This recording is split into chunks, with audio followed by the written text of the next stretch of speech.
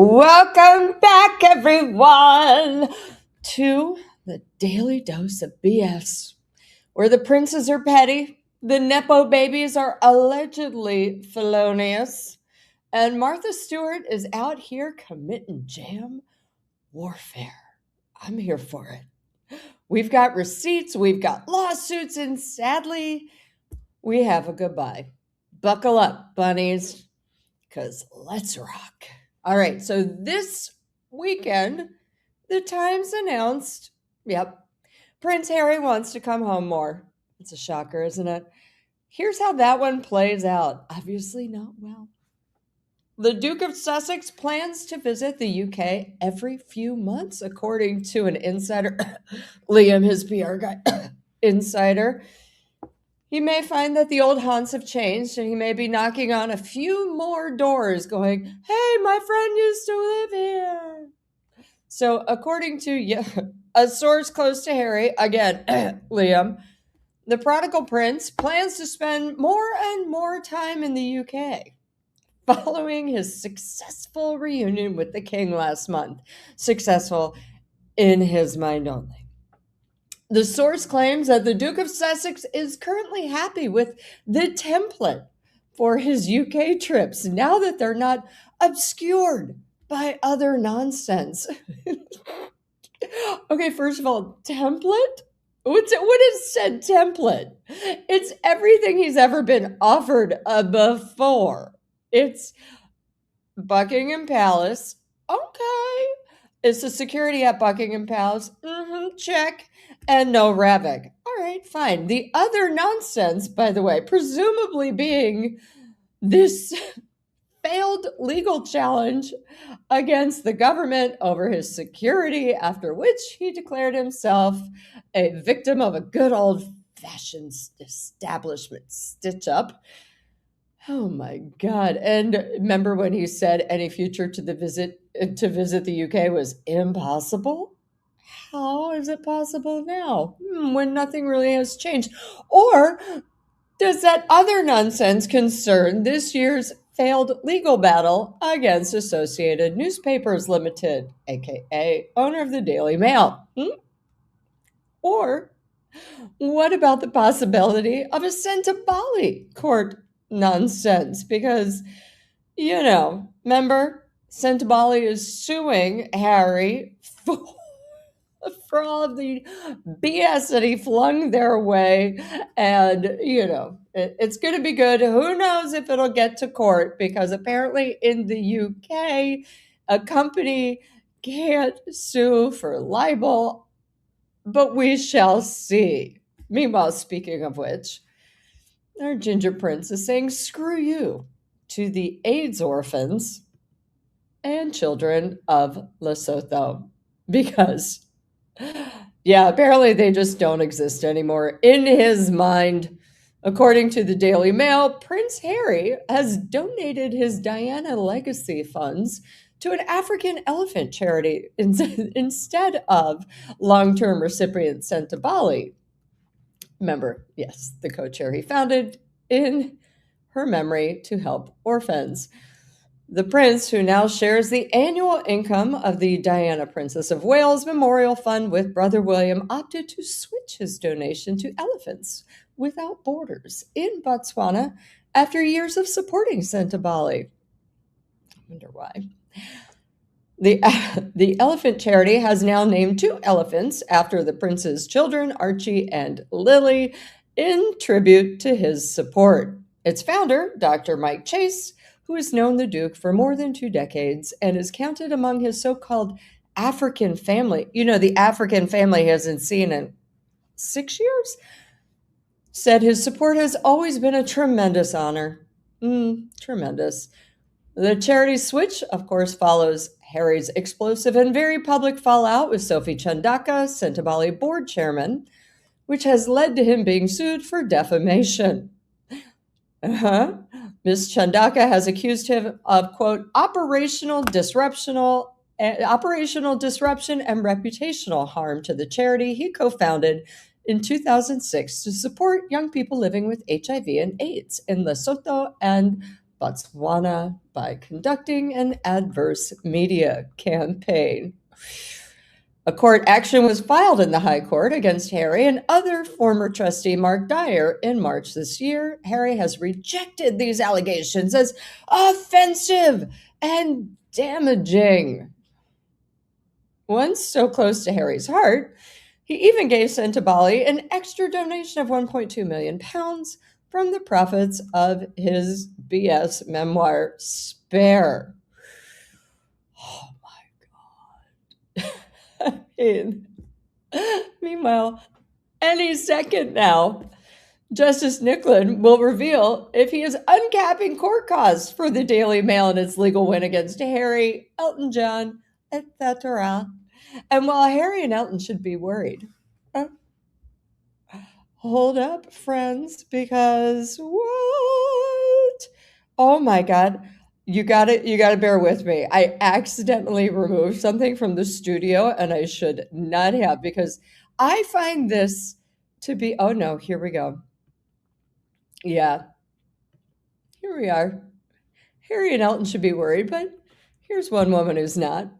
Elizabeth Hurley is having the time of her life in the south of France with Joan Collins this week, last week with Elton, whatnot. And why shouldn't she? I mean, Elizabeth knows she won't have to pay no dime in the settlement, as Harry and Elton assured her and all the other complainants they have them covered, which is sweet because Harry, as we've discussed before, probably cost Elton tens of millions in court costs and the uncapping after he called Justice Nicklin, who has yet to come out with his decision, basically a crook, and said he was involved in a whitewash, which, God damn, that guy is not smart, especially when it comes to other people's money. You know, it's so fun to F around with other people's money. Ugh.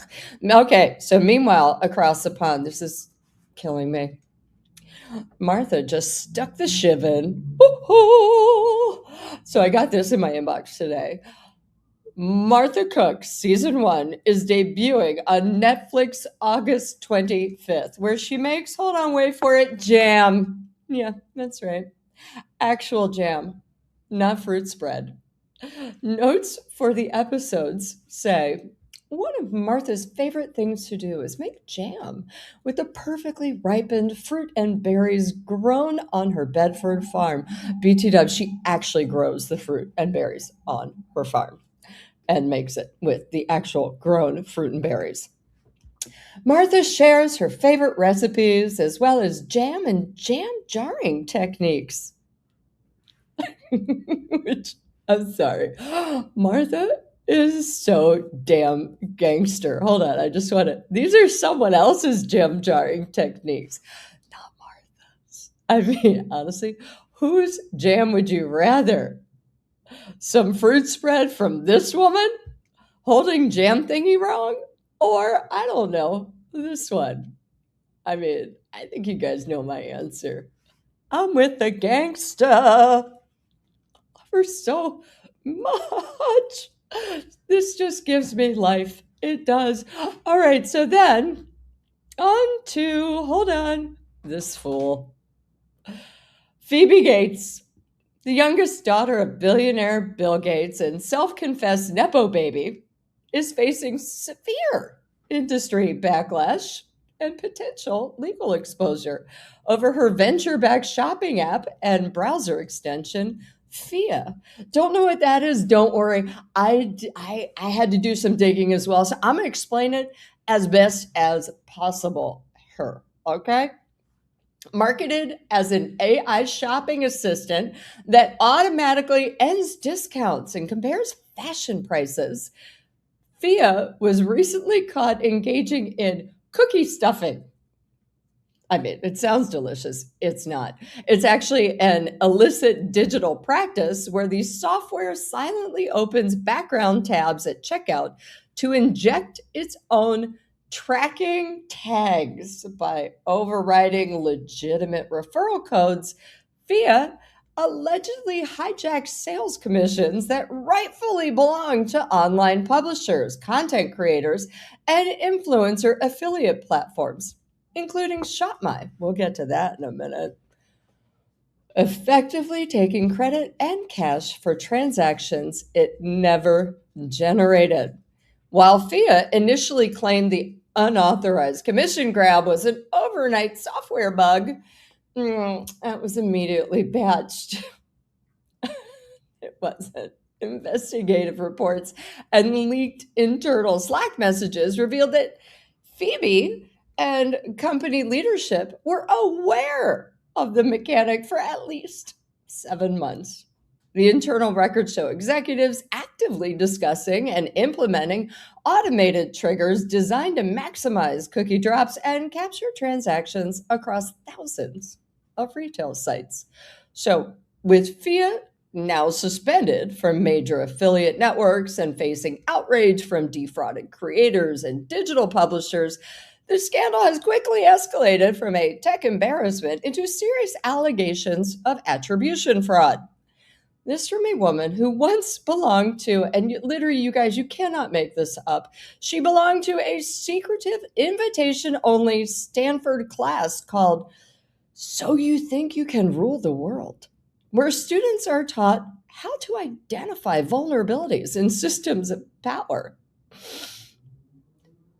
It's, yeah.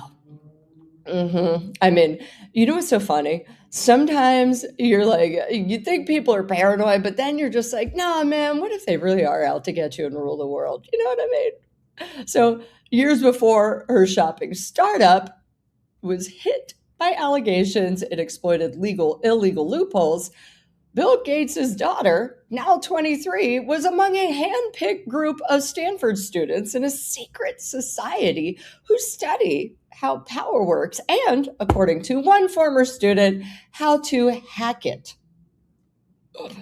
It's basically a let's take over the world class at Stanford. Yay! The unofficial 10-week course, nicknamed Rule, isn't publicized, has no enrollment code, and accepts just 12 students, 6 men and 6 women at a time.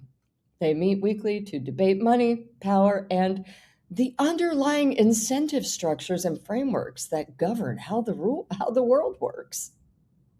I can't. These people are such a-holes.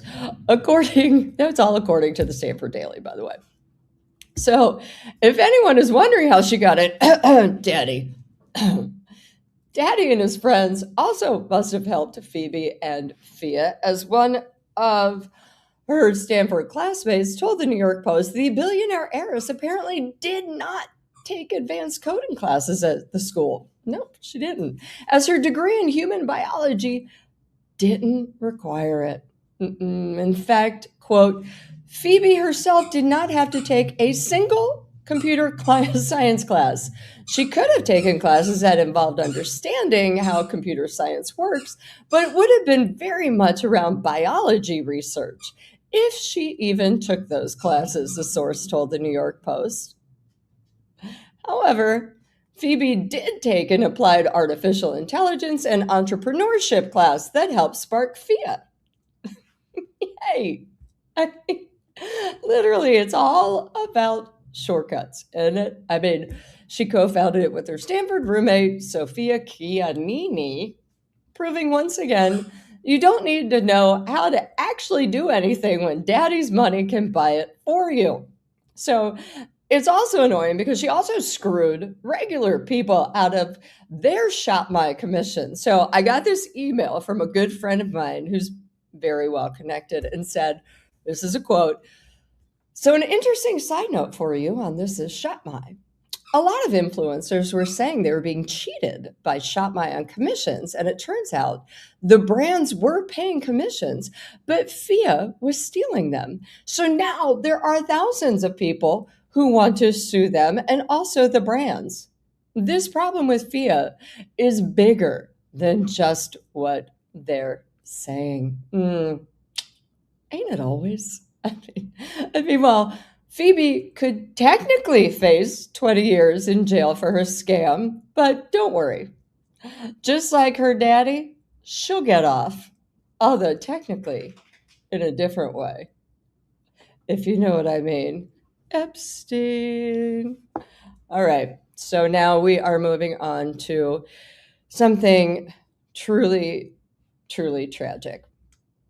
Now, I've always said, show me a child actor, and I will show you parents who should be on Children's Services speed dial. So Hayden Panettiere passed away last night at 36 from suspected cardiac arrest, cause still pending, and overdose. And it's just awful. I mean, she fought a good fight. She knew she had issues and even let her daughter live with her ex in a war zone because she knew he could be the better parent. To her, I say, good on you, you know?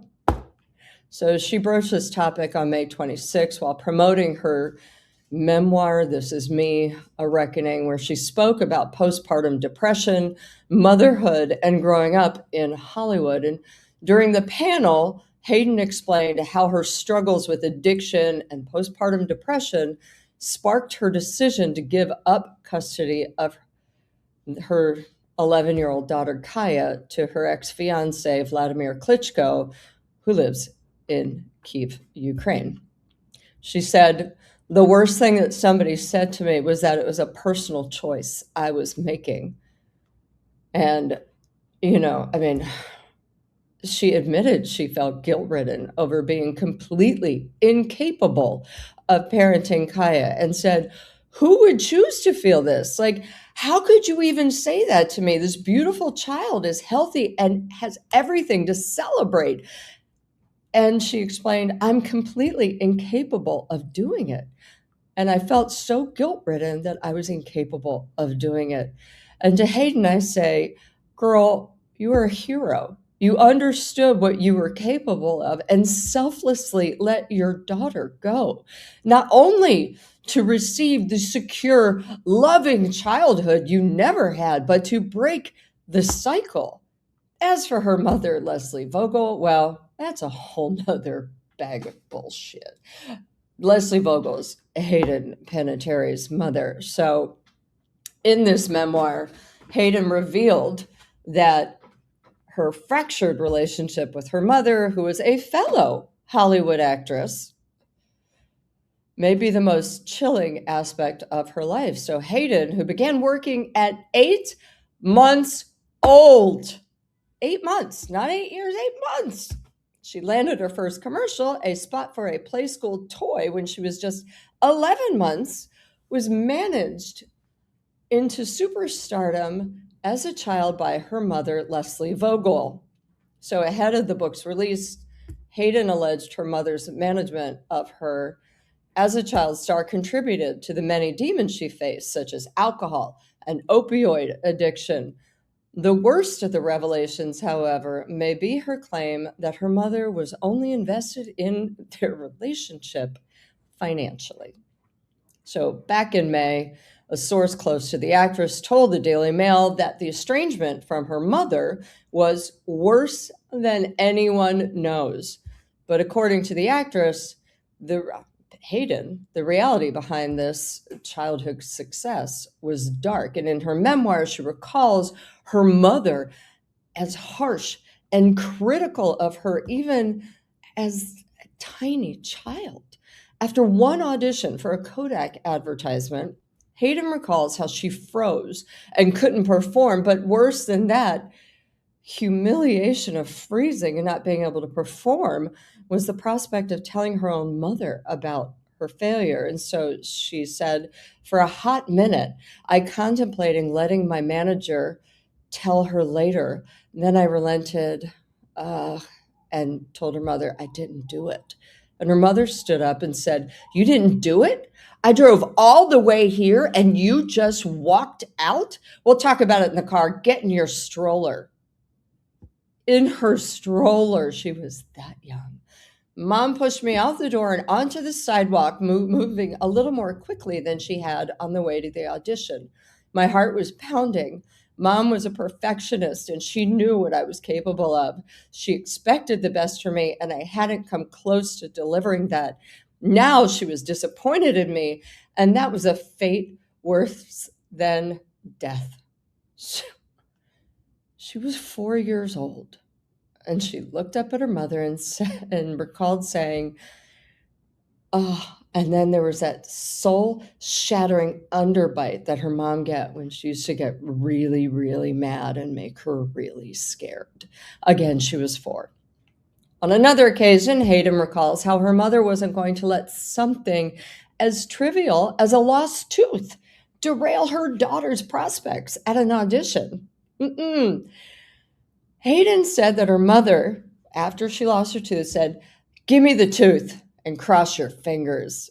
So Hayden gave her the tooth and watched her mother squeeze a dab of super glue onto it before affixing it to a retainer with an acrylic palette. They waited a few seconds until the glue dried before Hayden slipped it into her mouth and performed the audition. Now, Hayden has publicly claimed that her mother told her from a young age that her career was crucial to supporting the family financially, with her salary as a child being used to pay for household expenses like car payments and phone bills. Hayden said, "I worked hard making money, and this money was going towards things I wasn't privy to." It's insane. In a 2011 interview with the Wall Street Journal, Hayden said she did not have the slightest clue as to how much I was paid. "I was never curious about how much until I was older." But when Hayden got older and began to feel that her mother's management of her career professionally was reportedly negatively impacting them personally in their relationship, the cracks started to show, and her mother was the boss, not the parent. So here's what Hayden had to say, and this made me tear up. So I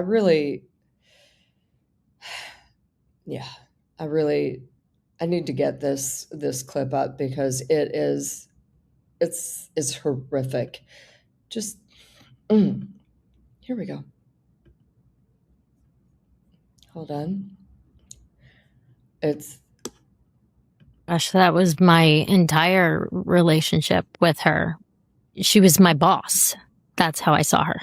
Even though she was the most supportive person when I, did what I was supposed to do and did it well and was the one cheering me on, it did feel like that was what I had to do to get her love.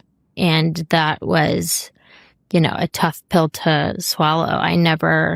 Everything was business. Everything was business focused. And I started at 8 months old. I can't even remember a time where she wasn't a momager, where everything didn't revolve around business. And there were periods of time as I got older where we spent a lot of time traveling and on the road together, and I was the only person there. So I became the confidant and the assistant and the therapist and the shoulder to cry on and everything but her child. Have you ever had the opportunity to tell her that and to have that conversation with her? When I was 19, I finally got the guts got up the courage to split from her as business wise, because I desperately wanted a relationship with her, desperately wanted her to just be my mom. And so she came into my trailer during lunch when we were filming Heroes, and I said to her, I don't want us to work together anymore. I just want you to be my mom. And I remember being hopeful, but there was that part of me who knew her too well. But I also wasn't expecting the reaction that I got, which was, "You owe me." And that's all she said.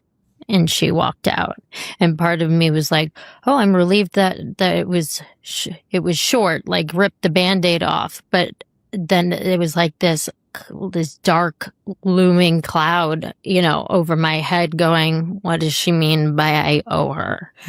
What form of payment is she expecting? And it was disappointing to find out that it was money and that she didn't pursue a relationship with me as just a mother-daughter.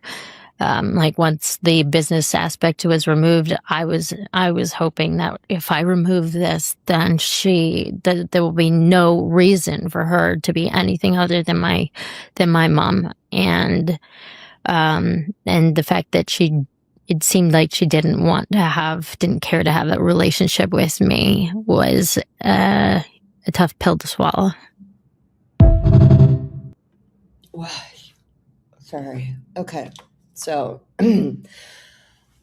Hayden's mom has hit back at her claims that she forced Hayden to work as a child actor and alleged at the time that the resurfacing of her drama with her daughter was simply designed, quote, to sell books. What a piece of work, hey?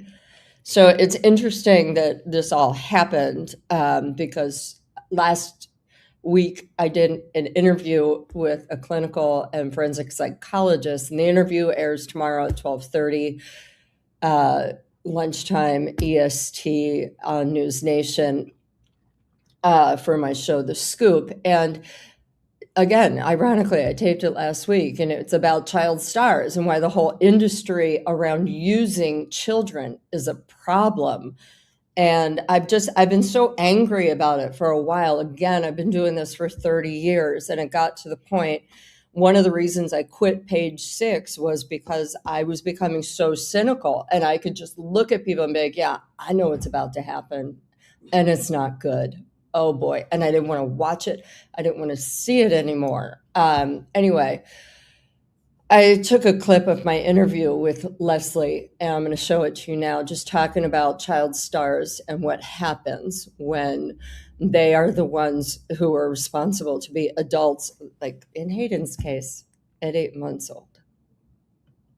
Can you tell me, when a child's entire value is tied to fame and box office numbers, what happens to their psychological development when that fame fades in their late teens or 20s?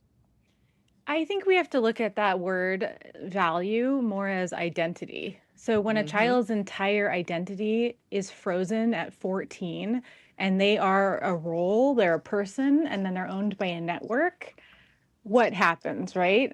And then they become the financial person for the family. The rules aren't applying to them. They're not going to bed on time. They don't figure out who they are because they're a character.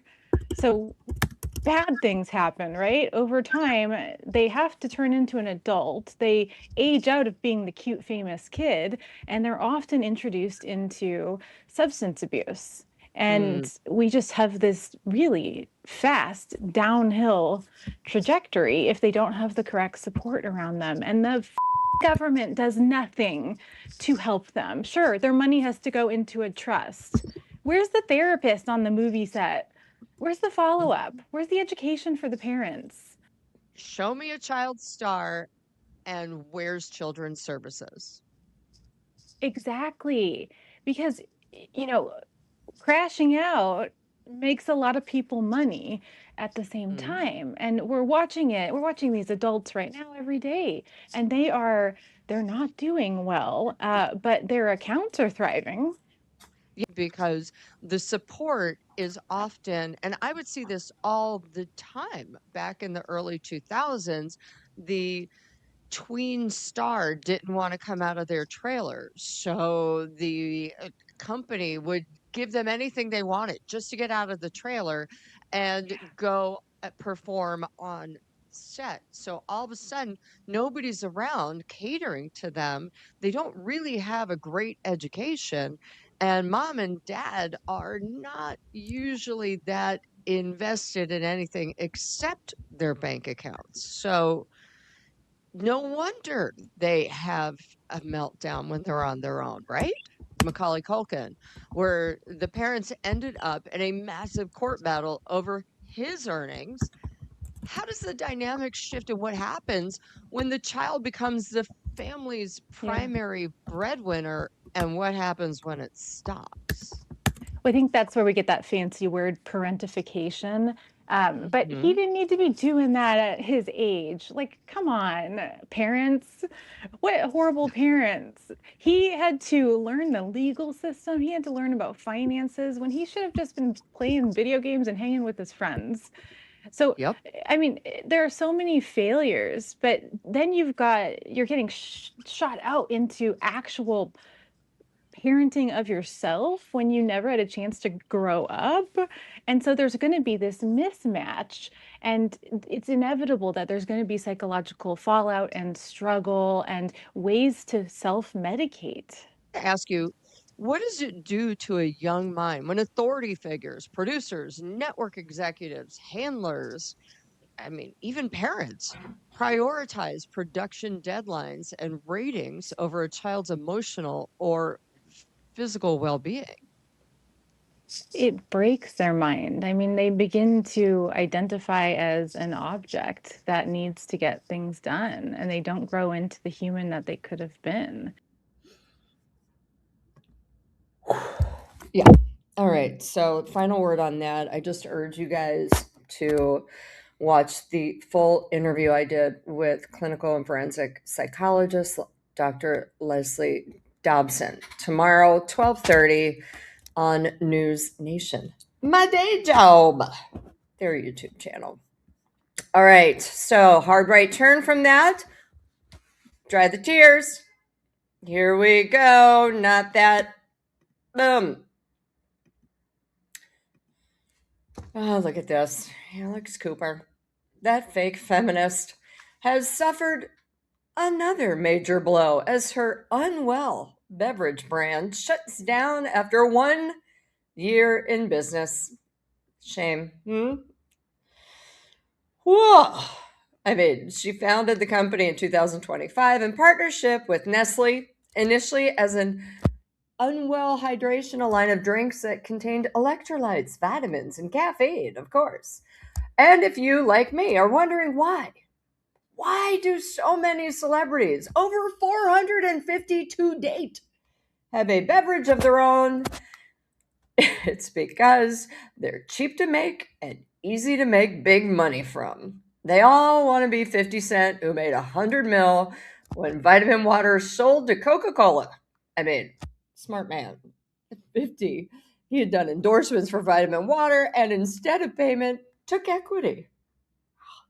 He is actually a business genius. But honestly, Alex, maybe clean up your own house before trying to shill us anything, because you got a lot of problems.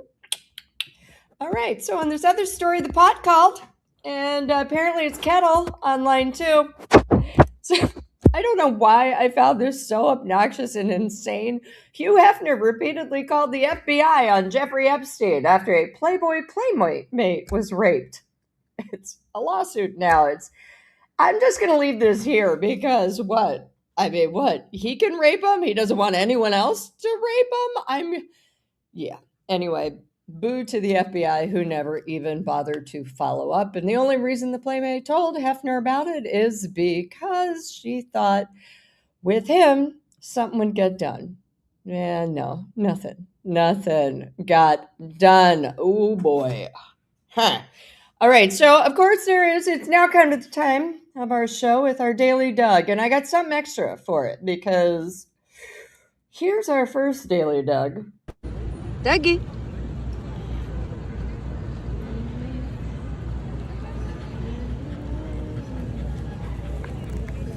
Hi, Walter.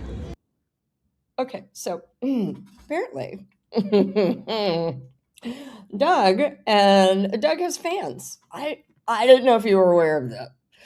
And I know you guys, some of you guys are fans, but then here's this fan. I'm going to say she's from Only Dogs. Only